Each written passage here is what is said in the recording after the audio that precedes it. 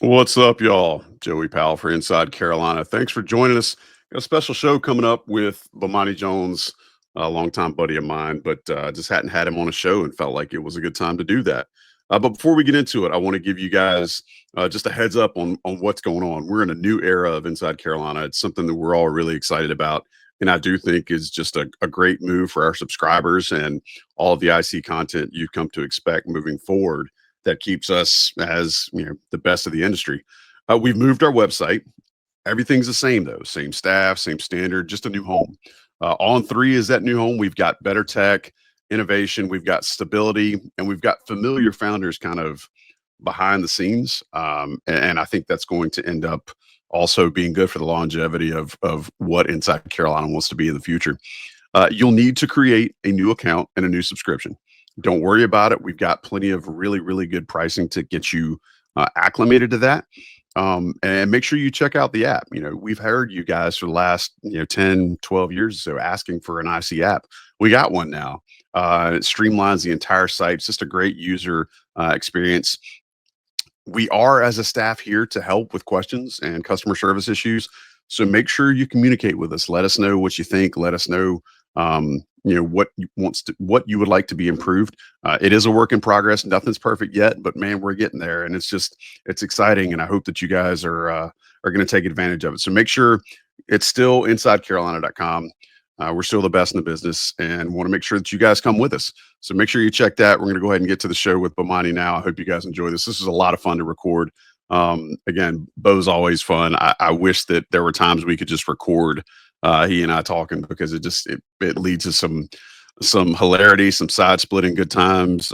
But he's also just an interesting cat to dive into just about any subject with. So I hope you guys enjoy this. Thanks for being with us. Thanks for subscribing.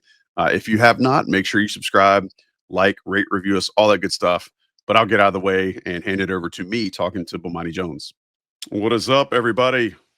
Joey Powell for Inside Carolina. And I'll be honest, this is a guy that I've known for Hold 20 on, right years fast, now. right fast. Let me do you a favor.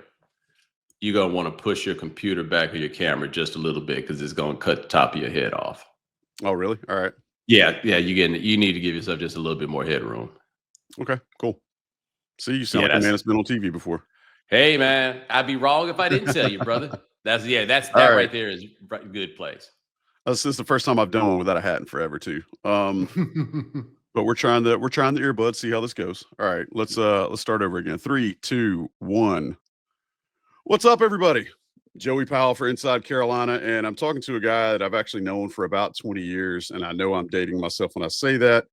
And my back started hurting as I finished that sentence. But Bomani Jones, why am I talking to Bo? First off, because it's always good to talk to the man. But second off, he used to host a sports radio show in the Triangle. And if I said Bo didn't have opinions about Carolina sports and Mack Brown and God knows whatever else, there's enough here for at least one show. So we're going to start with one show. We're brought to you by Johnny T-Shirt. Bo, how the hell are you, man? Hey, man, I'm all good. It's wild. Like, when we are at a point where it has to be explained to people, like when I turned up doing stuff in the area, why it is that I would do that. Because, I mean, the last show that I did on the radio there ended 16 years ago. That is a wild thought for me. I ain't that old. No, that's what I'm saying. Like, you talking about you were dating yourself. I'm like, what the hell you think you're over here doing to me? Yeah, man. And what's crazy was, I've always said to anybody who will listen, it's been incredibly fun and rewarding to watch your ascension to get to where you are, because I've told anybody who will listen, I don't know anybody that's hustled any harder to get what you've got than you have. But it's crazy that you've carved out this niche for yourself. And I think now would be a good time to circle back and discuss some of the things that used to be good show fodder on local sports talk radio in the Triangle, but now it's got a little bit of a different perspective on it. How about if I start with just some random Carolina basketball stuff, man. You saw a lot of consternation because when you were last here, I think Roy Williams was probably at his peak. Yeah. And Coach K was probably kind of in the in between, trying to kind of make that last run. And he did get one in the 2015. But now North Carolina has a new coach. Hubert Davis has been at it for a few years now, and gosh knows where that's going to go. I want to ask you, what's your perspective on seeing North Carolina go from blue blood to now, maybe they're a blue blood in resume and trying to get themselves back, and Hubert Davis and all that comes with that. Just tell me, how do you feel about all of that looking back now as compared to what it was when you left? Well, it's funny because I always say that the most spoiled fan bases in sports were the Los Angeles Lakers and Carolina basketball because they were never bad. Even if not always the best, they were never bad, right? Like before that run for the Lakers, toward the end of Kobe's career and then until LeBron showed up, they've been in LA for like 52 years and missed the playoffs 4 times, right? Like it just always been there. That's Carolina basketball. Like to me, the most underrated of the Dean Smith stats is going to the Sweet 16 every year from 91 to 81 to 94. The Sweet 16, you're winning 2 tournament games, or there's some version of that through that whole stretch, right?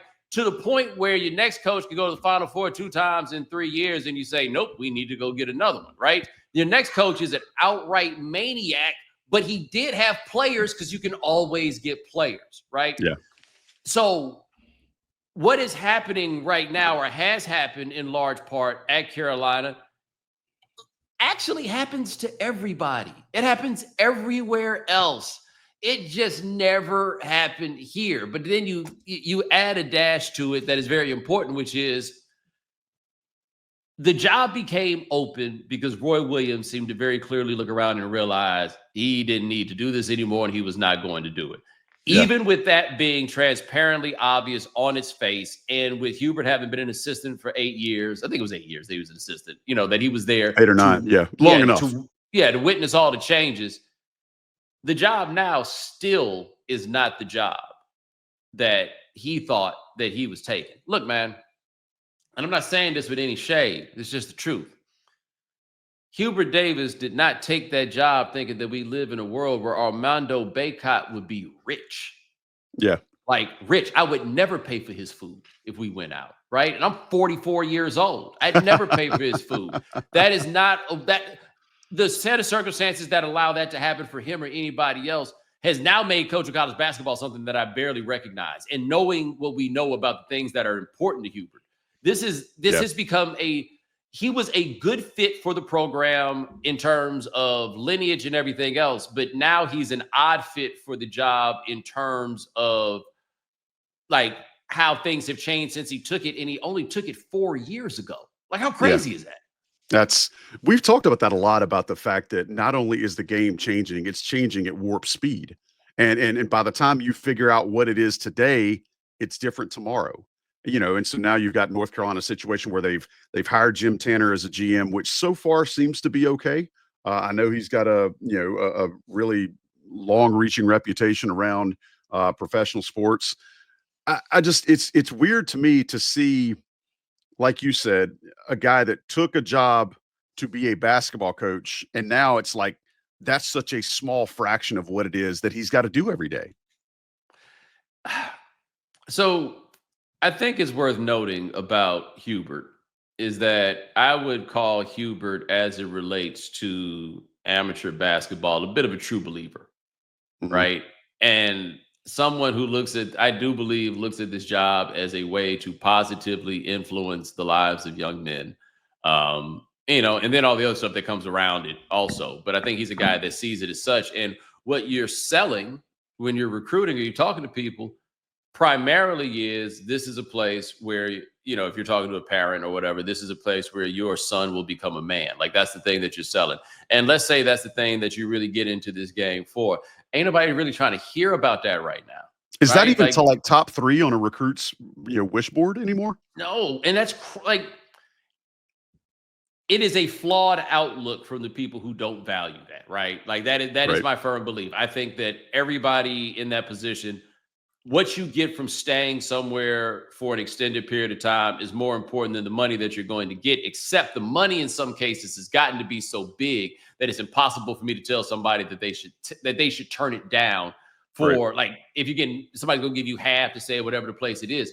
All of that being there and all that being the case, Carolina has sold itself primarily on all those things. Like that's what they've had to their advantage. Now, I'm not naive about what any program may or may not do, right? Like, and I'm not saying I know anything about this one. I just don't want to. I don't want to act like I'm pretending like I Yeah. don't understand how the world works, right? Yeah. But still, that whole family notion and everything else, man. That was the sell, right? You see it. I remember the Harrison Barnes recruitment. It was very clear. That was the biggest selling point that you had was that you can go be a part of this. And don't nobody care about being this. So if what you've been using to sell your program for 50 years is now something that people say is, I don't know, right? And also a program that every now and then, like crazy as I may have thought that Doherty was, Doherty did come in there and be like, hey, man, we kind of need to slap some coats of paint on this bad boy and change the carpet. Those are legitimate points. And that big blue blood operations often lose sight of because that stuff doesn't matter because they feel like they're only selling, they're selling themselves. Well, now selling yourself is not enough. So what I'm hearing you say also makes me think a little bit about brand. Does brand even matter in college basketball at this stage? Or is it more about the individual player brand? That's a great question. And I think, so to me, the brand of a program is always very directly related to the head coach, right? Like those are the guys. Now you have programs like, and really the only one that truly fits this very well is Kentucky, where the brand has always been way bigger as a rotation. All these guys get, like, I guess Kansas to a degree, but Kentucky's won national championships with 5 different coaches, right? Like, like we were talking about something that's just a little bit different there. I don't know if these kids grow up rooting for programs, right? Like have the program that you always wanted to play for, because that's the easiest thing in recruiting, right? Like I think Ray Felton, a great example of that. It didn't matter what Matt Doherty did. That boy was going, he wanted to play for Carolina. He was always going to play for Carolina, right? Like, I don't know if that matters or if it gets to a place where it almost can't matter because the money is so big that somebody's coming in your ear and just being like, look, man, that uniform is cool, but they say they're going to pay $3 million. So what you got to do is figure out how you could come up with the $3 million. Like if your brand is what you say it is, then your brand would have money. I think that's the way that it winds up being interpreted. What's crazy is, and this having been so close to it for so long, it's fascinating watching the North Carolina fan base, which has very much been, as you said, has been incredibly spoiled and has seen so much success and believes so much in its own tradition. Now sees a roster that is, depending on what numbers you believe, is somewhere between 14 and $15 million going into this season. And I don't know that there's a single, returning blue chip player on the roster. And it's fascinating to watch the fan base come to grips with that. Is that something you ever thought you would see, or is that the type of thing you'd love to write a dissertation about?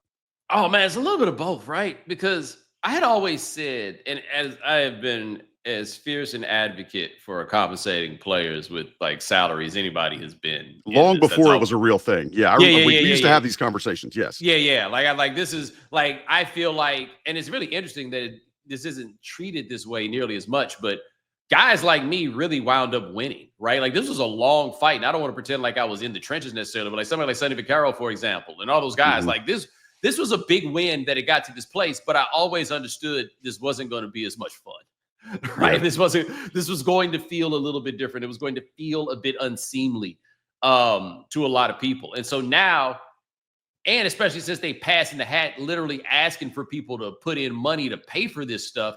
At games,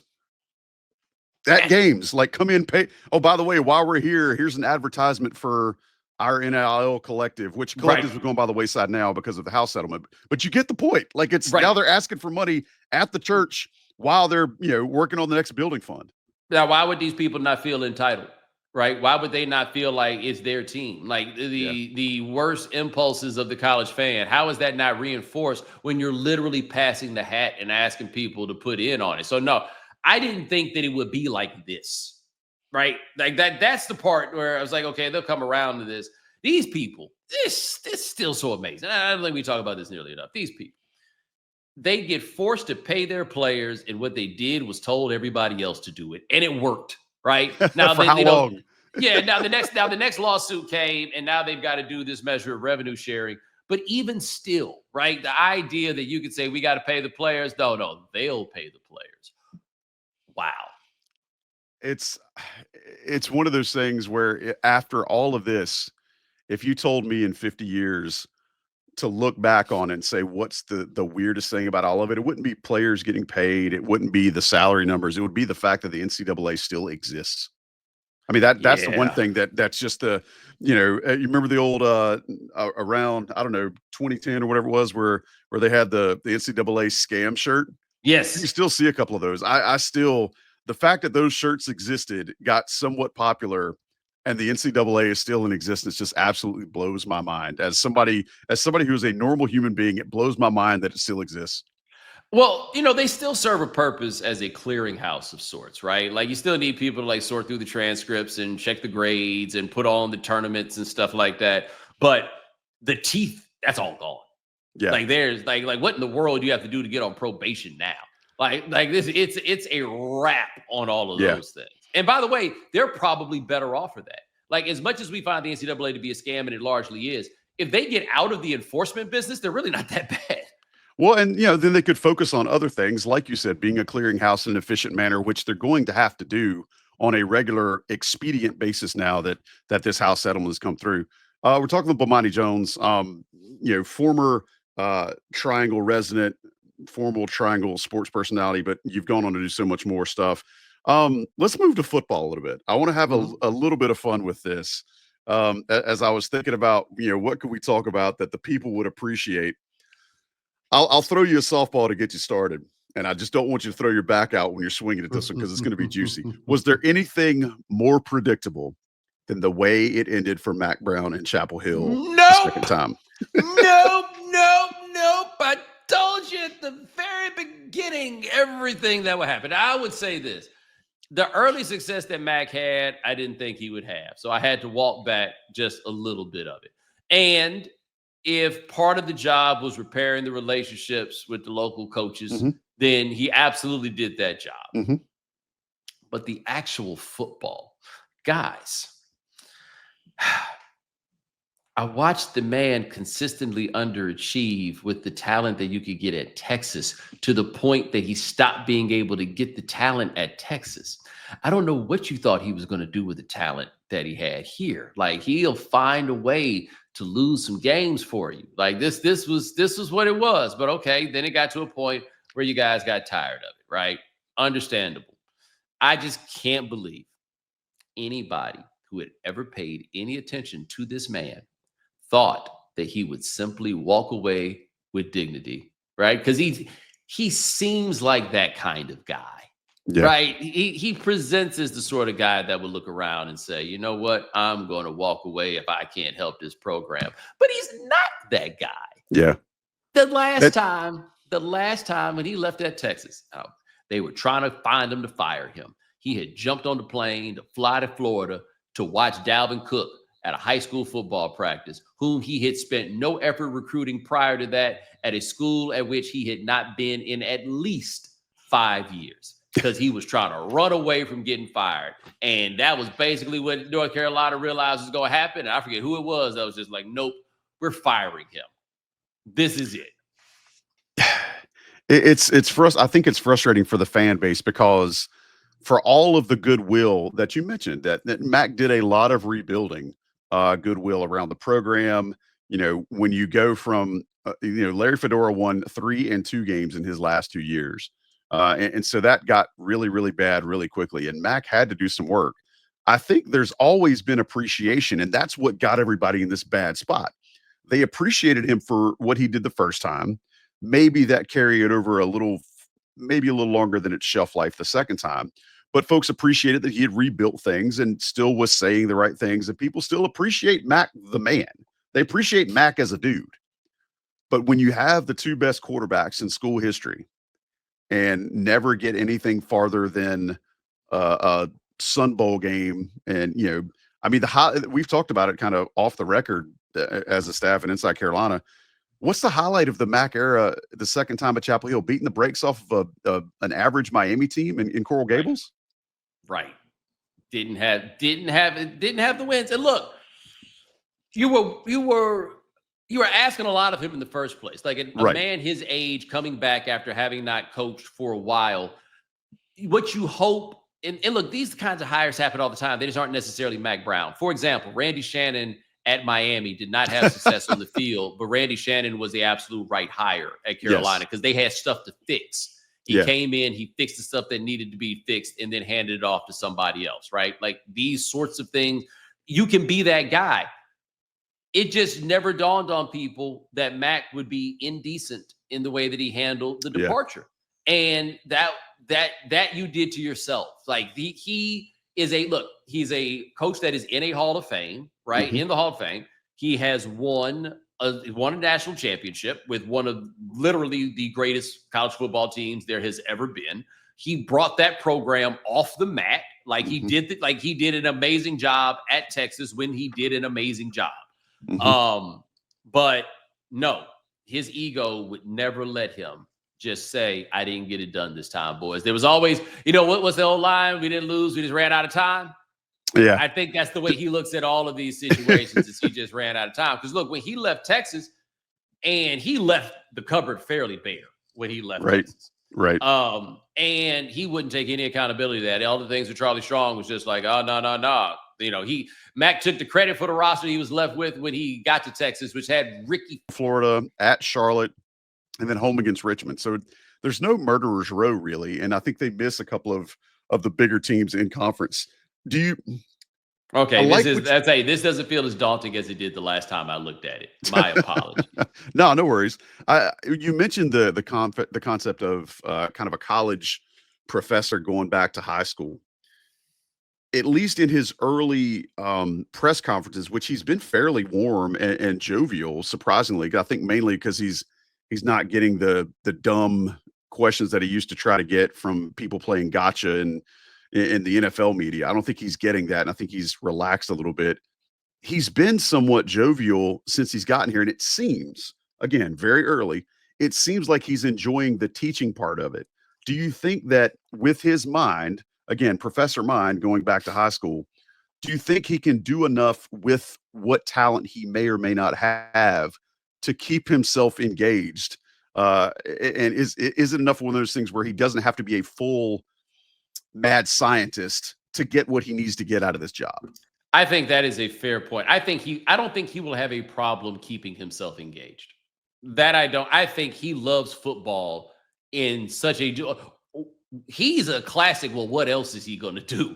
Sort of dude, right? Like I do not think engagement will be his problem. What will be very interesting for me to see with him is, so ignore the bad stuff for a second and just let me mention Art Briles, right? Art Briles is a legendary high school football coach in the state of Texas. Went from winning state championships with the wishbone to adapting to the spread offense that eventually became the spread that he ran at Baylor, which became a spread that people started running all across America. But it is ultimately at its core a high school offense, right? But Art Briles is the mad scientist where they were, I think it was against Carolina. We had that bowl game where he didn't have any quarterbacks and they just ran the wing T.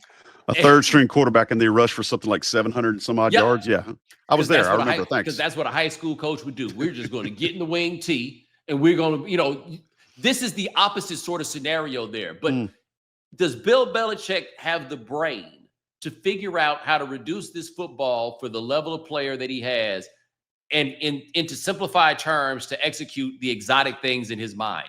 I imagine that for him, that could be an incredible challenge if it doesn't frustrate him, the fact that these kids can't comprehend like NFL players. I do think it's fair to say that Belichick is probably self-aware enough and all of those things to get that he probably have to change that. Maybe they can find it. I'm not exactly sure. But there is room where this could go well. There is also room that this could be a disaster. Yeah.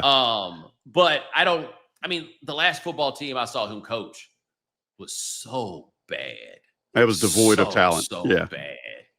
Yeah. Well, and he didn't have a home game against Richmond, that he could get right with.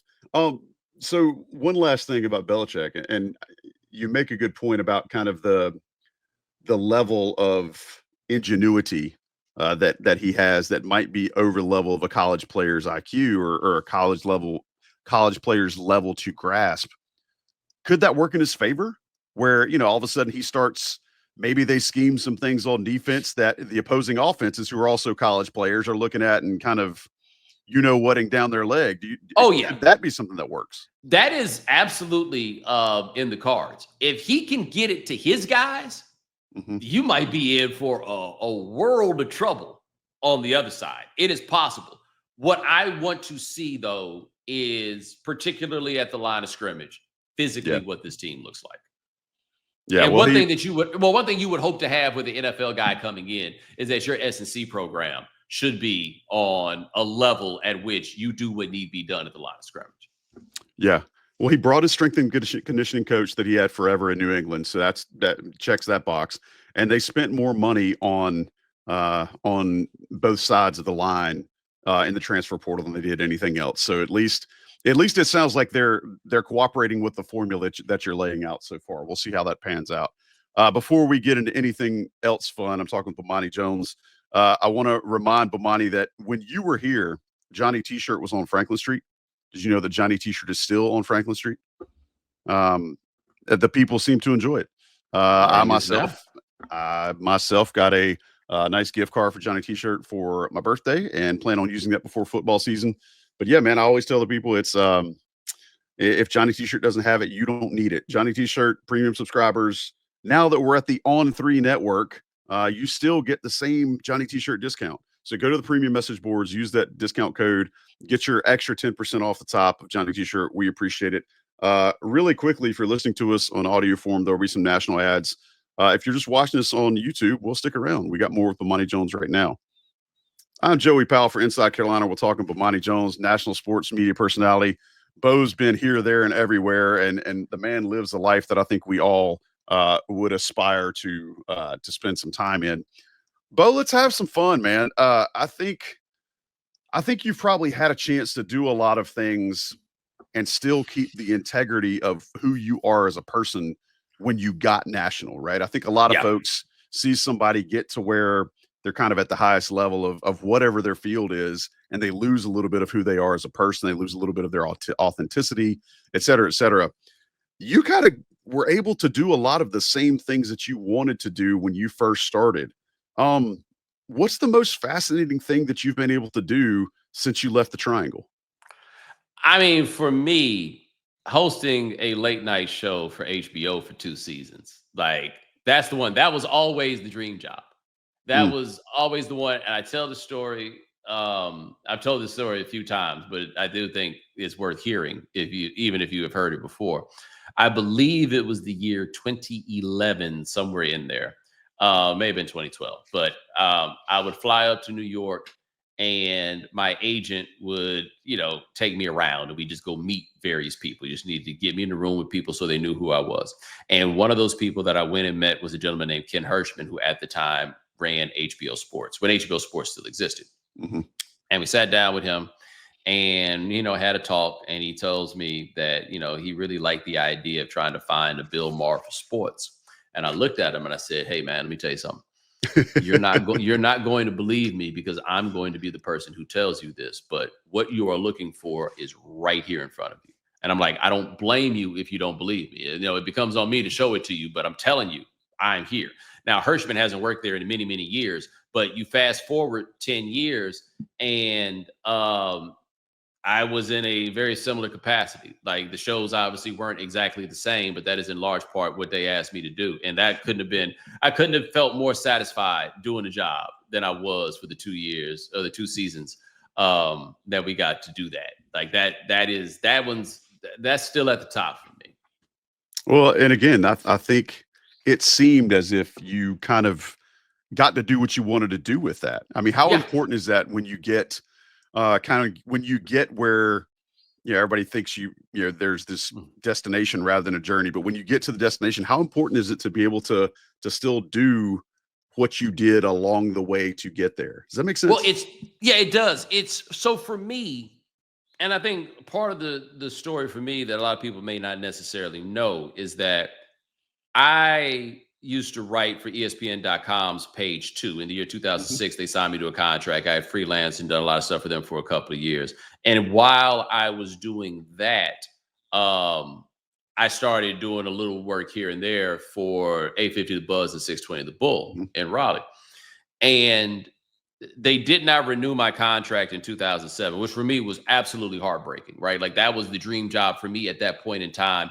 And it to this day, it didn't have to go the way it did, but it did go that way. And it really, really broke my heart. And I'll never forget that I was calling anybody I could to whine about it. And one of the people I called to whine about it was Adam Gold. And I was whining. And Adam's response was, "So this means you can do radio." It's like And look what happened. all this stuff about how I felt.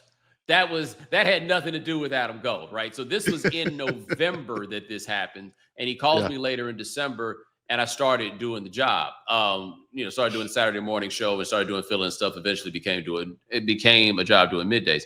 And I bring that up in the context of what you talk about to say that I had been at what felt like the show to me, right? Mhm. Like I had worked at ESPN. I had done a couple of TV spots, nothing major, obviously, but I had gotten to ESPN, and ESPN, in the way my mind worked at that time, told me no thanks. And so I looked at that from the standpoint of I'm not going back there. The goal should not be to go back there. In fact, I need to provide something that you can't get over there. I can't do ESPN better than they can do ESPN. So I need to do whatever the thing is that I do. And so then I did that. Then from there, once I realized what I was doing was working, and I realized that working at the Bull and working at the Buzz, and there are all kinds of hilarious stories on the moments that various people around, everybody realized, oh, wait, this is actually working. Right? Like anybody that had their measures of skepticism, there were these little milestone moments that happened where even the harshest skeptic had to be like, oh, wow, this is actually gone, right? So I had that success. And then when the station got sold and they didn't retain me, I went and worked at Sirius and was doing a show that was absolutely mine there. And I built that from the ground up. I built a team. I built a community. Mhm. That is also as fulfilling as anything I could think of because I had that personal investment in it. But I made a decision at that point that if I got called back to somewhere like ESPN, because now this looks like a more realistic proposition. I've been doing Mhm. I've been doing more appearances and Mhm. stuff like that. I'm not going there until they recognize. Basically, I'm not going there to do what they do. To I'm do going them. there. You want to go there to Yeah, do you. right. I'm going. I needed to feel like not only was I going there to do me, but the reason that they wanted me to go there was to do the thing that I did. So when I started doing Around the Horn, I did it the way that I was doing all the other stuff. I was doing Mhm. that like to serve my audience, and then it worked. So now, okay, I'm giving you proof of concept of what this is. So it was satisfying for me because, and it wasn't like I was trying to quote unquote be ESPN when I wrote for them before, but it Right. was satisfying for me because I made an express decision of how I wanted to package this. And if you didn't want me to do it like that, that was fine, right? Like I didn't get into this to make a lot of money and all that stuff. I was good doing it the way I did. And so if you are resolute in that while also having a strategy to how you put together your stuff, like it wasn't like I was just out here like, I got to be me. No, this is a way that I want to do this. And these are the reasons why it will work. And so for me, yeah, like it was important for me to do that to get there because otherwise I don't think I would be able to have believed in it. You know what I mean? Like I don't Yeah. like I don't think I would have with every up and down that I've had in the course of doing this, the thing that I never wavered on was my belief that the way I did it had a place and there was Yeah. a value in it, and that it served a purpose. And look, there's been there've been some downs. There've been some things that other people would think are downs that I don't believe are downs, but there've been way more ups. And the Yeah. whole reason that they've been those ups has been my belief and my confidence in how I wanted to do things and the audiences ultimately trusting and believing in what I was trying to do. Yeah, it goes a long way because I think that was, I think what you talked about even back when you were doing the serious stuff was cultivating your own audience and building a relationship with them. And Yeah. people think, how do you build a relationship with an audience?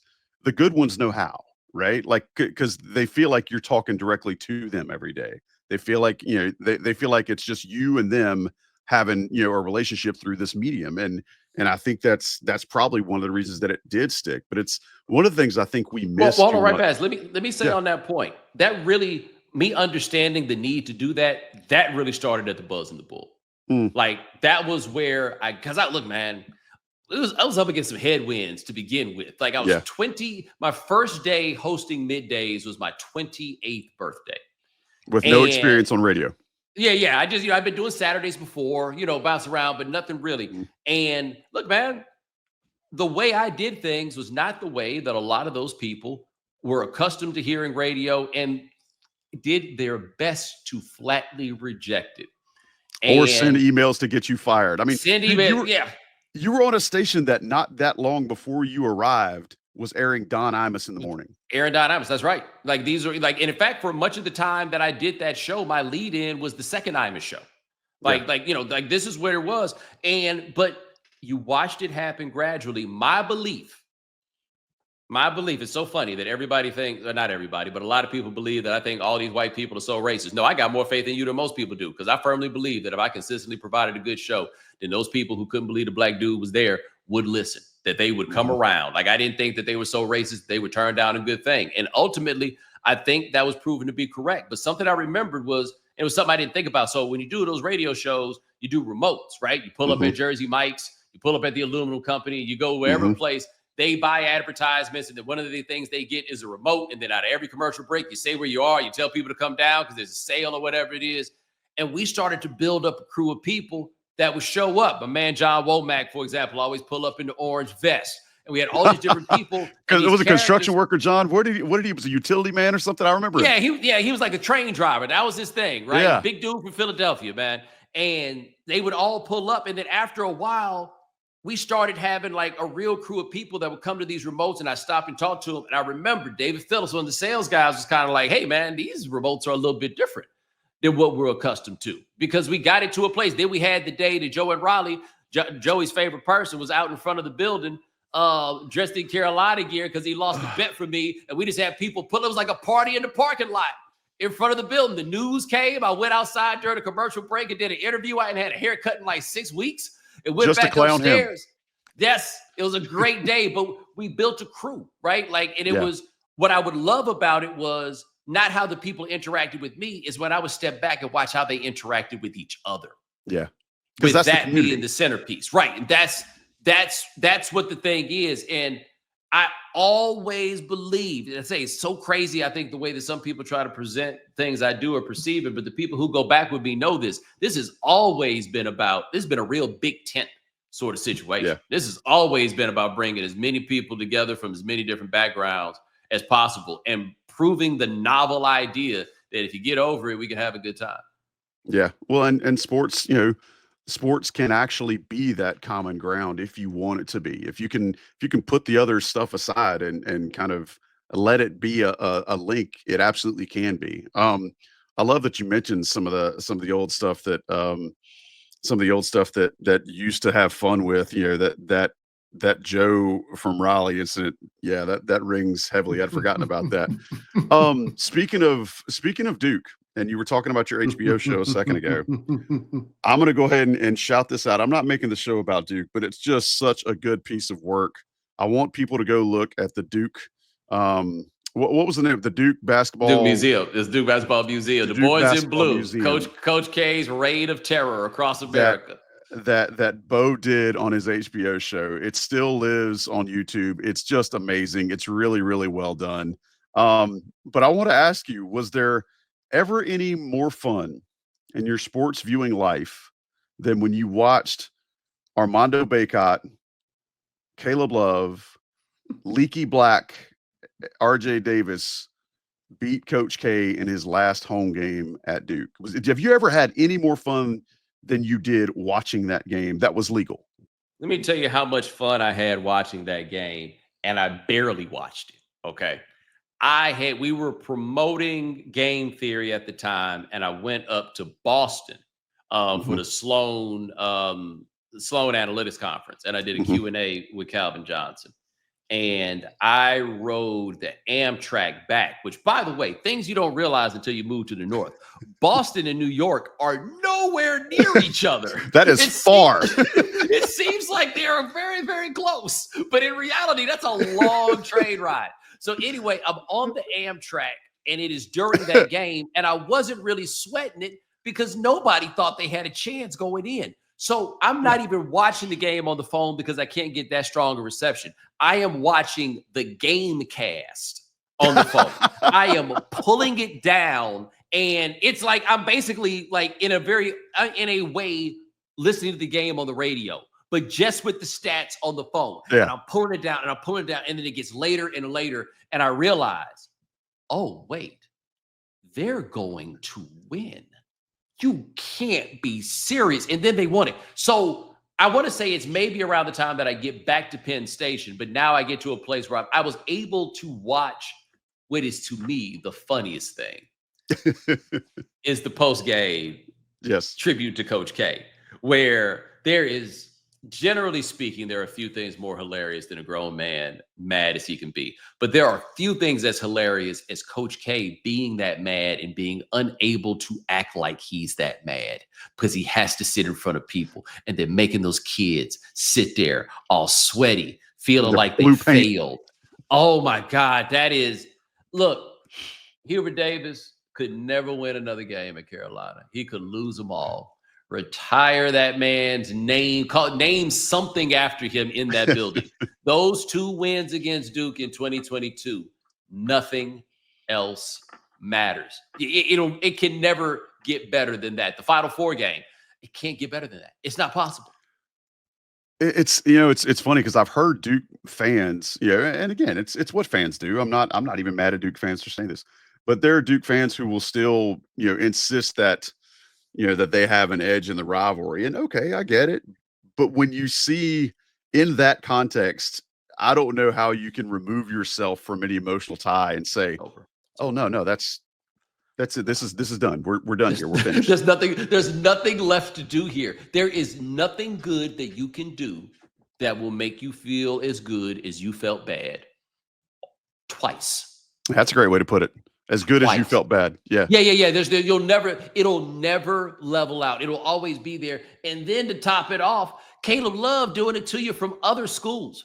Like, my favorite thing about the rivalry with Carolina players in particular is how clear it is that they really do loathe, like, what Duke stands for. It is not simply that this the other school. It gets very, very particular. They don't like the guy. They don't like anything about it. Like, that is, I never can quite tell that about Duke in the other direction. Like, they obviously know how they're supposed to feel and everything else.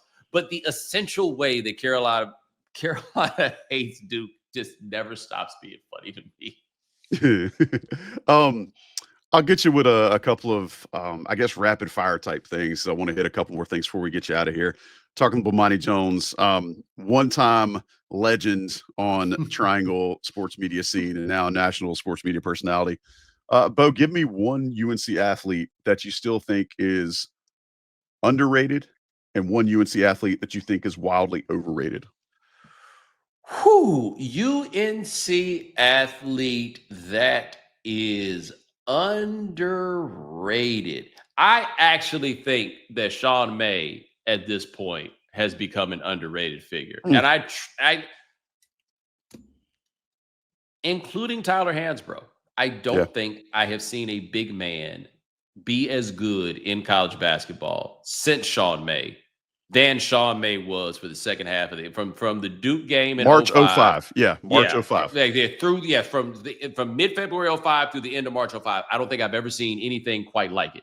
And we are a bit out of the era of being able to be a college legend without being an NBA star that just really jumps out. Like, kids this age what college players mean to them is not what college players meant to people our age, right? Like, throwing a name like Lawrence Moten out there just randomly, like, it doesn't mean the same thing. But I think as this time has gone on, he was so incredible in that run. So absolutely unstoppable that I think he may wind up being the guy that gets in there as underrated. Overrated. That's a tough one. I'm trying to think if there's anybody that really jumps out to me, like, truly as being, like, wildly overrated. That's an interesting one. I'd say something crazy. Lawrence Taylor. Oh no! Like, imagine if that was my answer. Yeah, Lawrence Taylor. Oh, He's man. easily the most overrated. Oh God, what are we Yeah. talking about here? That would be Um, insane. Yeah, I don't think I got one there. okay, that's fair. Let's move on down a little bit. What's the one moment you wish UNC fans were the most honest about?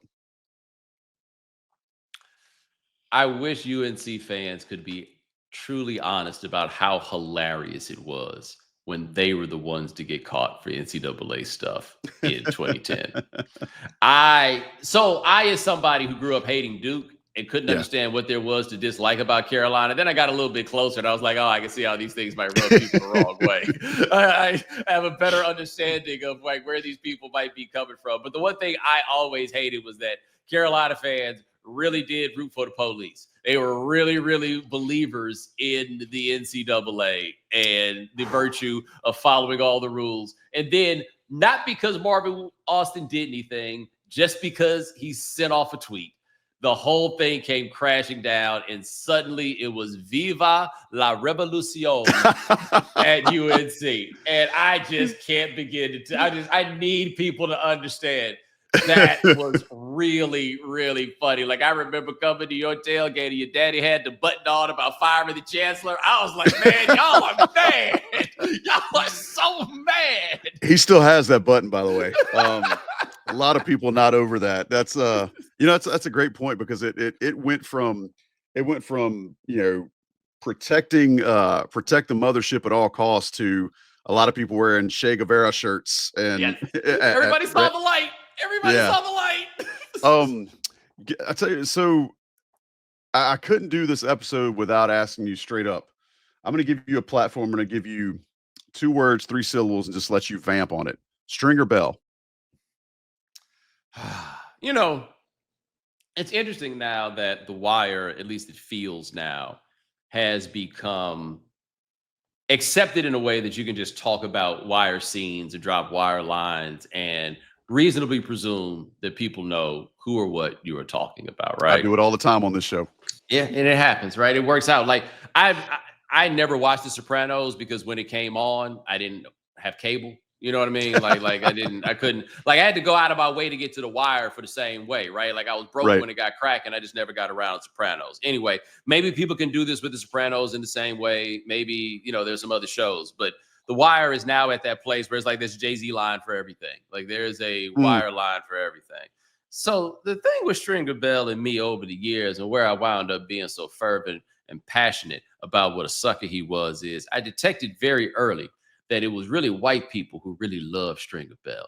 And because they felt like it's kind of like how white people, when a rap group is really good, they'd be like, oh, they're transcending rap. No, that's not how rap works, right? And so Stringer Bell was out here trying to be like a real estate guy. And they're like, oh, he was trying to get off the street. He wasn't trying to stop selling drugs. He just didn't want to be the one to sell the drugs. And I detected the whiff of respectability politics in all of this. And I was like, how it is y'all can't recognize that this is a first-class sucker directly in front of you. And then I remember the first time that I did a rewatch and I noticed that in the second episode of the whole show, he pushing up on D'Angelo's girl. He ain't even in jail yet. He pushing up on her immediately like a true sucker would. And this is my brother's point about Stringer Bell. And he's right about this. You go through, like, he went and did a rewatch and he was just kind of like, I want to like go through and count all the good decisions Stringer Bell made. And when you watch it, there are very few, if any. It is a run of terrible decisions. And if it was a halfway good decision, it was like killing a 14-year-old. Right. But he just made a series of awful moves when he was out here trying to be Coldwell Banker. He right? was so dumb, dude. Yeah, it was like all of it. It just all went so bad. And you had all these people being like, no, Stringer was the smart one. Well, show me the smart things that he did. Show them to me. You can't. Playing too many away games, man. Playing too many away games, man. I appreciate you humoring me a little bit. I had to just wind you up, and I gotta come back. I gotta get back. I'll give you an easy one, and then we can get out of here. What's the difference between a Carolina guy in the media and a Duke guy in the media? Because there's both now. For a long time, there was a school in Raleigh that would only say that the media was controlled by North Carolina people, which, it's got a good journalism school. I get it. There are now guys from both sides that have strategic places, especially around college basketball media. So I want to ask you, what's the difference between those two types of people in the sports media that you've seen? Honestly, a Duke guy's a Duke guy's a Duke guy's a Duke guy's a Duke guy. Just about all of them. Like I don't care if it's Seth Davis. I don't care if it's Jay Williams. I don't care if it's Jay Billis. They all smell like they went to Duke. You get that whiff off them pretty quick. And sometimes you get a dude from Duke that you like, right? I thought it would be easier for me to name one. I was waiting, man. Yeah, I don't know Jay Billis at all. I don't know him personally, right? So I'm not, I want to be clear. I'm not necessarily making statements. Seth Davis still has me blocked on Twitter. He's had me blocked on Twitter for like 15 years. I earned it, just to be clear. They are who they are. But it is interesting now, though, that you are getting, Duke was just such a big brand also at a point where even if you don't get people that went to Duke, you got a lot more sympathizers out here in the streets. Because from a different generation, prior to the ESPNification of college basketball, why would you be a Duke fan or a Duke anything? I mean, it's a small school that purports itself to be a little better than producing, silly things like basketball players and journalists, right? Right. Like, but now the game has changed and now they out here. Well, so one of the things y'all used to do on Around the Horn was, you'd kind of get a little sound off, and I can't remember what reality called it, but FaceTime. FaceTime. I'll give you a little FaceTime before you get out of here, and unfiltered, no prompts, have at it, ding, go Bomani. I will give my FaceTime. I think it's always important for me to talk about this when I do things within the triangle. I lived in Durham for 10 years.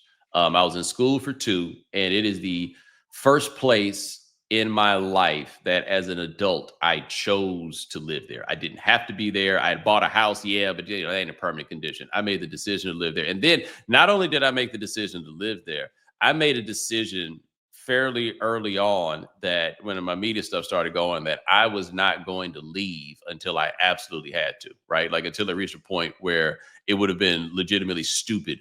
Like, I'm not going to pass up the chance to host a TV show because I don't want to leave Durham. Like that wasn't, it couldn't have been that.